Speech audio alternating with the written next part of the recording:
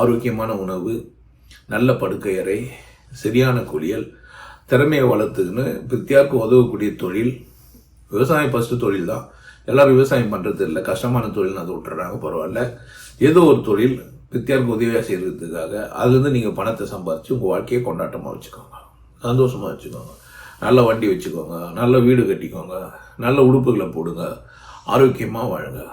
குற்றுணர்வு இருக்கணும்னா நீங்களும் உங்களை ஆரோக்கியமாக வச்சுக்கும் போது நீங்கள் குற்றுணர்வோடு இருக்காதீங்க. ஏழையாக இருக்கிறீங்க அப்படின்னா குற்றுணர்வு கொள்ளாதீங்க, திறமையை வளர்த்துக்கோங்க. மத அடிமையாக இருக்கிறீங்க அப்படின்னா மதத்தை புரிஞ்சுக்கோங்க, மதத்துலேருந்து வெளியே வர பாருங்கள். எந்த மதத்தில் இருந்தாலுமே உங்களுக்கு போதுமானது கிடையாது. ஸோ மத விமர்சனம் இப்போ வேணாம், பட் மதம் உங்களுக்கு போதுமானது இல்லை. இப்போ குற்றுணர்வு எதுக்கு அப்படின்னு கேட்டிங்கன்னா, உங்களை நீங்கள் வளமாக வைத்திருக்கவில்லை.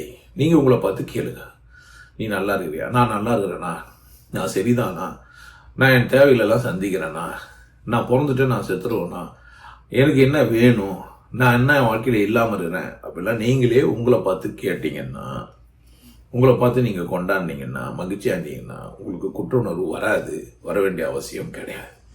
ஸோ தேவைக்கு பழகுங்க, தேவைக்கு வாழுங்க, தேவைக்கே இருங்க. உங்கள் தேவை என்னன்னு நீங்களே கேட்டு புரிஞ்சுக்கின்னு நல்லா இருக்கிற வழியை பாருங்கள்.